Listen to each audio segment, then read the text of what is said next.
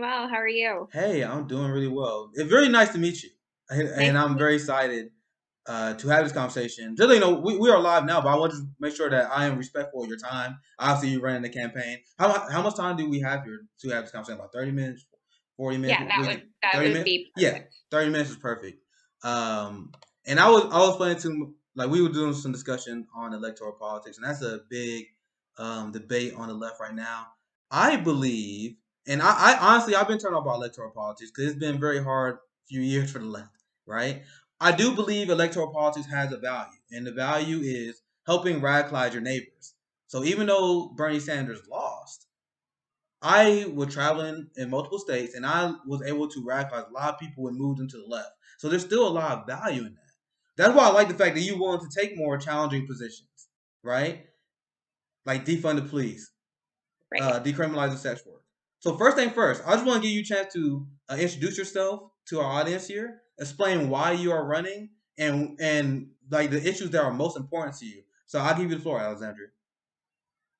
Hi, my name is Alexandra Hunt. I am running for Congress in PA3, which is most of Philadelphia. Um, some major pieces of my platform fall under criminal justice reform or reparative law, restorative justice. There's a bunch of different names, and within that, there's things like prison abolition, defunding the police, decriminalizing sex work, ending the war on drugs and drug prohibition. There's a big umbrella. I also a big piece of it is universal health care.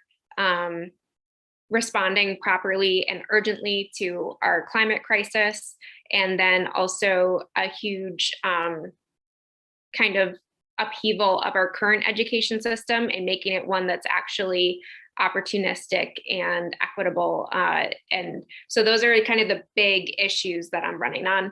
And I completely understand people's current position on electoral politics.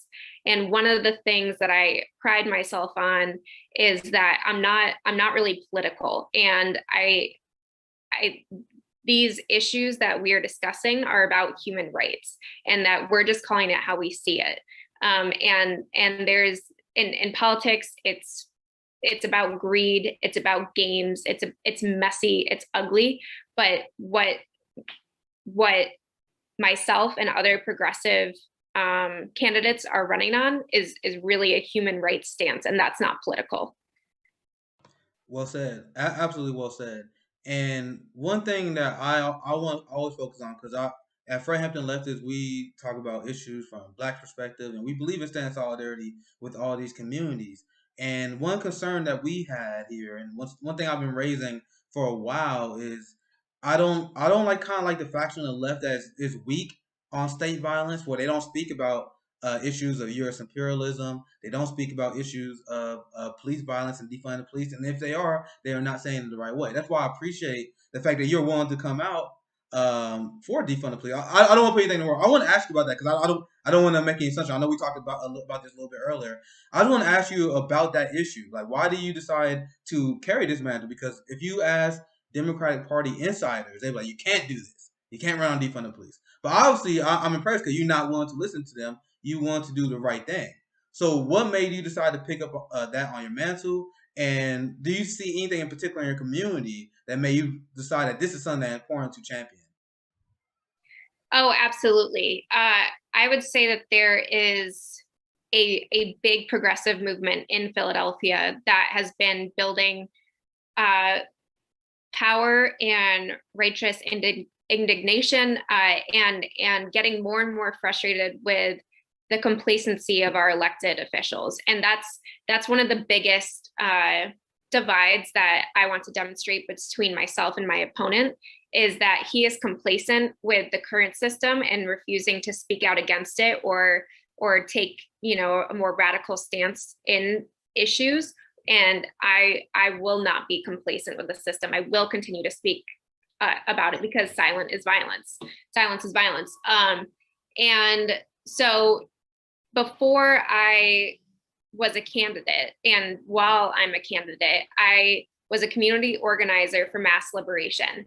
And I was organizing at the state level surrounding prison abolition and prison reform. But mass liberation is that big umbrella that includes defunding the police. And we basically have to go back to the core of why are these systems in place? And they're not in place for justice. They're not in place for safety. They're in place for white supremacy. And that's all they are serving to uphold. I love that you said that because I wrote in great detail about how we pretty much live in a fascist police system and that designed to uphold white supremacy. And the people who believe that we should continue to fund these cops more and the people that continue to repeat this dogma that the cops supposed to save people's lives and supposed to protect people, I challenge them to name one time have that ever been the case. Because I did extensive research on the history of the police. They started out as slave patrols, and they pretty much enforced black codes. And there always was a two-tiered criminal justice system because while I hear from the liberal establishment, the people who feel like they are our allies, they're like, well, we can just make police better and back what it used to be. Now, like, no, it never was a working system for black Americans because police back in the day, they didn't go after people who used to lynch African Americans. In fact, they used to coordinate with that. They used to work with a lot of people who lynch African Americans. So it never was an equal system. It always was a system designed to uplift and uphold white supremacy from day one. Absolutely. And I was looking at the person who you are challenging, and I have a lot to say about his brand of politics. Dwight Evans, is it right? Is the person that you're running against? Yep. Once again, another black, like he's part of the Black Congressional Caucus, right? Like all these Black Congressional Caucus oligarchs, they sell our community out to the police state. I want to ask you, what is his stance on defund the police? What do you know where he stands on the issue? I mean, Oh yeah. I can always assume, right? Yeah. One of my big issues with him is that he's just sitting in a seat. He's not taking strong stances. He is pro policing. He wanted to during his time in the state house. He wanted to further engross police into neighborhoods, and he thought that would kind of solve issues with police. And it just demonstrates a profound misunderstanding of the purpose of the policing system in the United States. And I think while discussing prisons and mass incarceration and policing, we have to discuss the ideology of criminalizing different groups, and that by criminalizing different marginalized group, what that basically is it's putting how do I phrase this? Any person who deviates from that ideal white supremacist, any person in any way, whether it is based on their race, their economic status, their sexuality, their gender identity, their occupation, their nationality, etc. Anything that further deviates from that top tier of white supremacy is criminalized, and their ability. I forgot to mention that. And that has further marginalized groups from gaining any sort of power to tear down the system. See, this is why I don't understand how these people get in position of power because that's a blatantly bad idea to put more cops in our neighborhood. Think that will be a way to reduce crime. You literally have cops that go after Black Americans, and it's a giant transfer of wealth from Black Americans to white America. What do I mean by that? So people think the police are designed to protect and serve us, and to uphold the rule of law. That is not what they are designed to do. There's even a court case, I believe it is in Florida, where a police officer ran when there was a school shooting. They were sued, and then it was set by precedent on a national level that the police has no legal obligation to protect you. So they openly admit this stuff. Like this, it's a legal precedent that the police don't have anything. They have no right to protect you. So why do people still repeat this dogma? It doesn't make any sense. But anyway, they take our wealth because they sell us the idea that they come into our community to help us. But then the only thing they do is impose regressive taxes and fees on the working class. This is what we do. This is what we talk about in 10 demands. This is why the road abolition is important, because these things are only designed to hurt our community. So there's one stat that shocks a lot of people when I say that income, racial inequality right now is worse than it was in the 60s. And people are like, what? How is that possible? Like people can't wrap their mind around that. There's a lot of reasons why. One of the reasons why is because things like criminal asset forfeiture and broken windows policing. So you guys know, looking at any given area, civil asset forfeiture usually affects about over half of the people are black. And people lose more money through civil asset forfeiture due criminal burglary. So that just, and then between that and broken windows policing, where they prioritize our community, give us unnecessary fines, tickets and all this stuff. This is like the transfer of wealth, and and a lot of people in our community are poor. We can't afford these regressive taxes, so it drives us to poverty. Between that, the bankruptcy bill, these are kind of in a nutshell why our wealth was tanked, and this is something that a lot of Democrat Party don't acknowledge. That's why when you see the person you're running against, Dwight Evans, they are proposing putting more cops in our neighborhood. Why do you think this misconception still exists that cops protect us? Like, what is your experience dealing with the propaganda that you have to deal with in your district? Because I can only imagine was like running against the police. What is it like? Well, there have been some groups who have done some serious work surrounding policing, well, anti-policing. And so there have been surveys run about whether or not people believe it in Philly, do the police actually protect you? And in the current temperature in Philadelphia is that they don't believe that police actually protect people.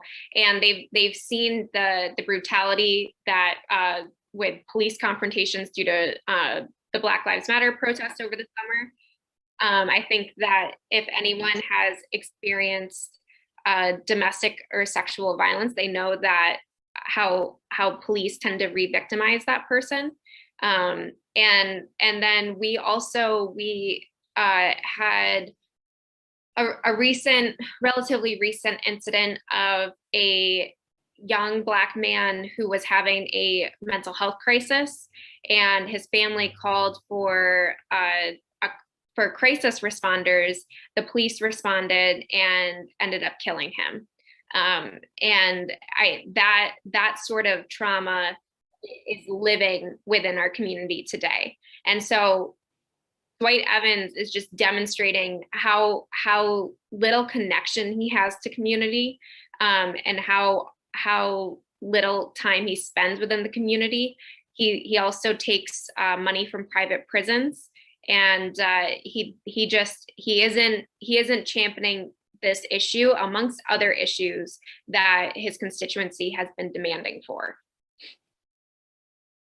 And that's just a pattern when it comes to our Black oligarchs. And I wrote an op-ed where I highlight how Medicare for All is actually, I believe, is the most pro-Black policy platform that is in mainstream political discourse right now. Period. There's a lot of great pro-Black policy platforms. Reparations is one that I strongly support, but people gotta understand that you can get a capitalist to support reparations. Tom Steyer supports reparations. You know why? Because as it is right now, even if we pass reparations, that money is going straight to big pharma and the health insurance companies. Because Black Americans, despite us only being 13% of the population, we hold 35% of the country's medical debt. So what happens once we get that reparation check? We get that reparation check, we're just paying off our medical debt. So essentially, you paying big pharma, health insurance companies for this kind of stuff. That's why I believe Medicare for All is in the most pro-Black platform. Where does your opposition stand on the issue of Medicare for All and healthcare? He does not support Medicare for All. He unfortunately is very much funded by private health insurance companies, and big pharma, and so he does not support universal health care, and that has been something that has been protested within Philly. People have tried to get him to, there's been a lot of public pressure to get him to support Medicare for All and universal health care, but he doesn't have to, without accountability within our electoral political system, he doesn't have to answer to the public pressure. he answers to the And money. that's a shame. I describe myself. I'm more of an anarchist slash libertarian socialist, and what that essentially means is that you have to have a government that justifies itself. Medicare for All is a program that justifies itself because even though we haven't massive government spending to make that happen, it boosts wages, it boosts the economy, leads to better health outcomes, and it saves around 68,000 lives per year. So that's something that justifies itself. Now, once again, as a libertarian socialist, the reason why I'm supportive of defunding police because these giant police budgets don't justify themselves. You can spend all these money on the police, meanwhile the crime rate is still sky high. New York Post was trying to get a got you. There was Atlanta councilman who support defund the police that read a headline like Atlanta councilman who supports defund the police got his car stolen. Ha ha ha. And I'm like, you just proved this point because we still got the massive police budget. And they didn't do anything to stop his car from being stolen, right? Right. Now that leads to my position on sex work. So Mhm. as a libertarian socialist, I'm like, there's no justification for the government to tell what a woman can do with her body. Now, and that applies to men too, because men can be sex workers. But I like to frame it that way because liberals understand that mindset when it comes to abortion. The Right. government shouldn't have tell what women do with their body, which I agree with. But how can you have that stance on abortion but not support decriminalizing sex work? So I want to ask you, what led you to taking this stance that a lot of Democrats refuse to take, and why do you think it's such an important issue to advocate for? Well, when I was in college, I worked as a stripper to make money and to pay my bills. So when I was exploring my run for this seat, I made some promises that I wouldn't leave anyone behind. And sex workers are very marginalized from society. There's a lot of stigma, and I there's so much taboo in United States and American society surrounding sex. And if we were to remove that taboo, it would be better to teach young people about consent. It would better to teach young people about protection in both unwanted pregnancy and any STDs or STIs. And then it also ties into decriminalizing sex work. And the first reason that sex work was criminalized was because, again, they wanted to take women who were deviant from that white supremacy model, women who were powerful, making their own money, not needing a man, not, loving their bodies and working with it, and put them into jail and remove them from society during their viable years of having children, so that they wouldn't pass on pass on to offspring. And so this criminalization always falls worst on Black women, on Indigenous women, on Asian women, and women in general. But then, yes, of course, we do have men who participate in sex work. So I think that there's so much taboo surrounding sex and sex work in the United States, when it's a natural piece of being human and being, biological. It shouldn't have so much taboo. And I think that the people who refuse to take a stance on it just lack the courage, lack the political courage. And it's in order to protect people, we have to start speaking about it. And that's why I'm being so transparent in my race. Yeah, and I love they take a stance because I am anti-authoritarian to my core, and the idea that anyone can tell someone to do what to do with their body, that rubs me the wrong way so much. I don't understand how anyone accepts that, right? So a man and a woman, or anyone, any combination, can have sex, and that's legal. But if we exchange $5 after we have sex, that's illegal. Do people think about these concepts? Like, how does that make any sense at all? And even if you think that makes sense, how are you to tell me what? It literally just that simple. How are you going to tell me what to do as a grown ass man? That's why I support. Like, once again, as a libertarian socialist, down the line, like I honestly think all drugs should be decriminalized because like you're not hurting nobody. That's personal responsibility. Like Republicans already pretend they believe in personal responsibility. No, I really do. But I don't think the government we should have a nanny state that tells people what to do. Most importantly, on this issue, I want to ask you this because I'm more asking than anything. Like, it hasn't it been shown that if you actually legalize sex work and have it really well regulated, that it's actually safer for the workers? Isn't that true? So there is a difference between decriminalizing sex work and legalizing sex work. And Can you explain there, that, please, for me? decriminalizing sex work removes the threat of police brutality and criminalization, going to jail because you're violating the law by doing your job. Legalization is sex workers, and really anyone, do not want the government coming in to regulate their body, and so it's complicated. The legalization side of sex work in that conversation is complicated because there needs to be a line drawn that bodily autonomy is bodily autonomy, and that's a human right. That's not for government. And so if it can be understood that sex work is work and it falls under regulations that protect workers, then I think that conversation is a possibility. But what has happened is instead they find different ways to criminalize women and men and trans women and trans men using their bodies, and so the legalization is harder to within the sex worker community to get an agreement on. The Okay. Yeah. decriminalization, everyone's for it. Okay, I understand. I appreciate you explaining the difference in that for me, because I think that's a very important distinction. And I want to ask you this, and then I'll let you go here very soon.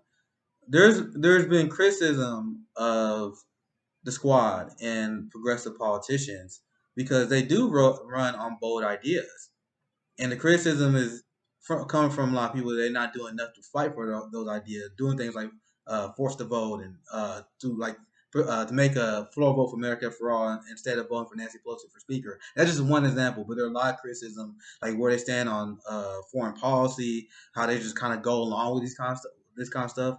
So my question to you, because I really like what I hear in terms of like the bold stances you're taking, but if you run, what's your response when your party tells you no? What is the next step from there? Do you just accept them saying no, or do you have any kind of game plan or mechanism where we can at least put pressure on the establishment instead of doing PR for them?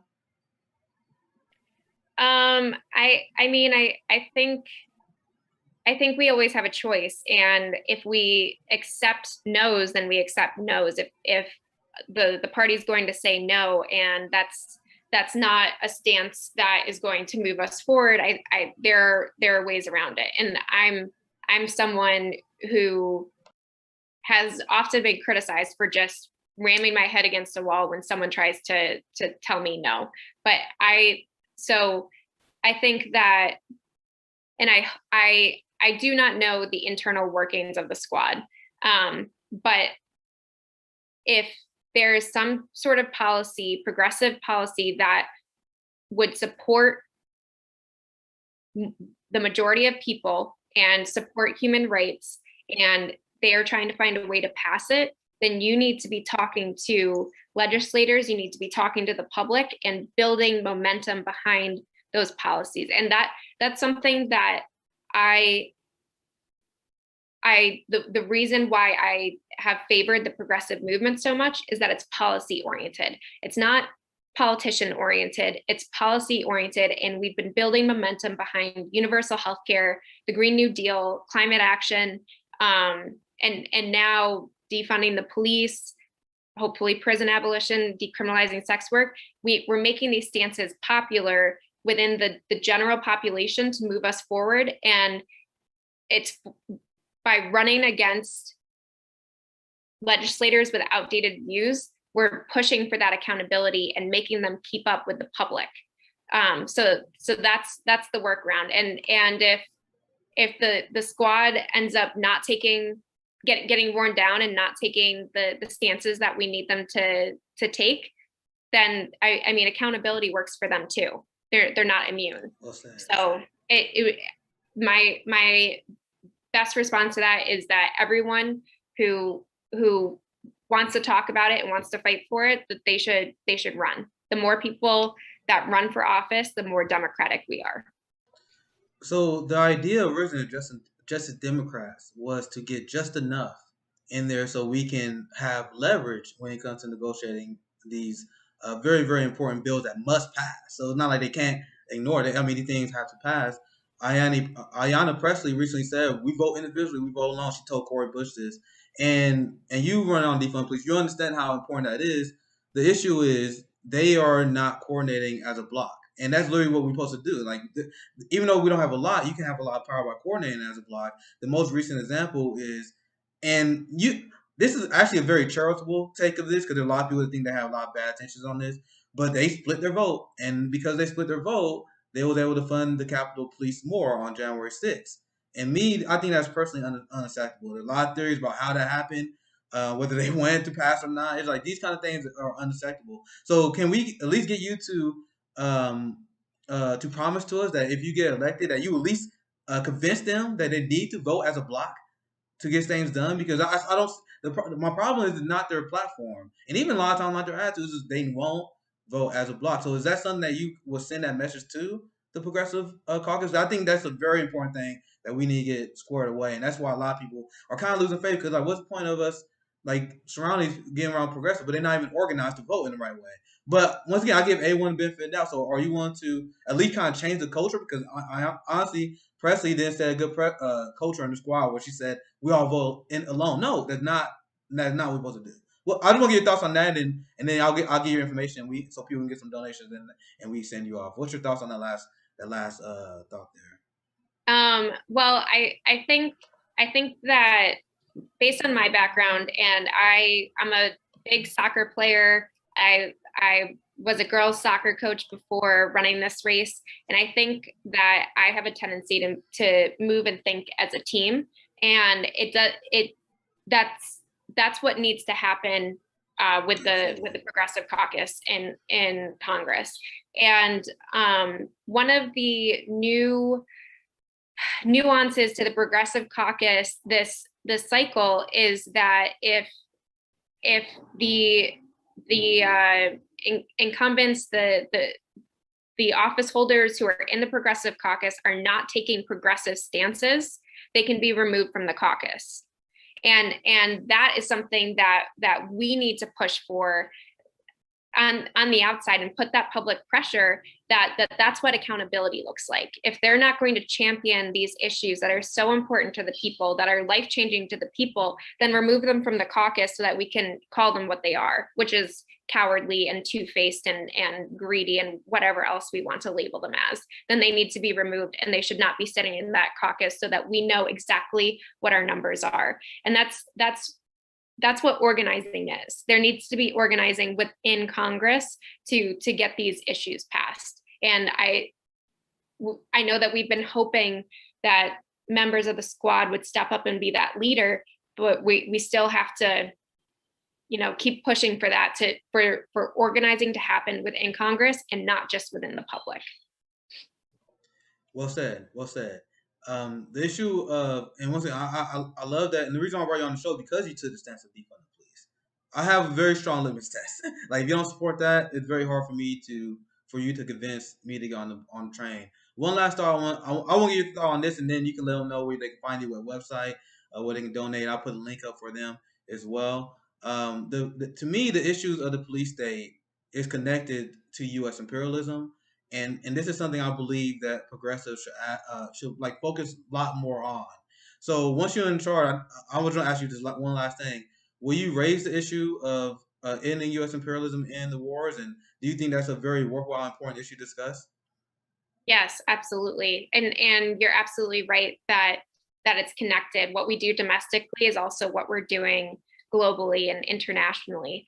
And because what we're seeing with the influx of refugees at our borders is our government is responding in what I can only call is gaslighting, because we have contributed to their economic instability within their home countries. we have contributed to their climate emergency, the reason that they're facing fires and uh, ice storms and things like that. And so they are seeking safety.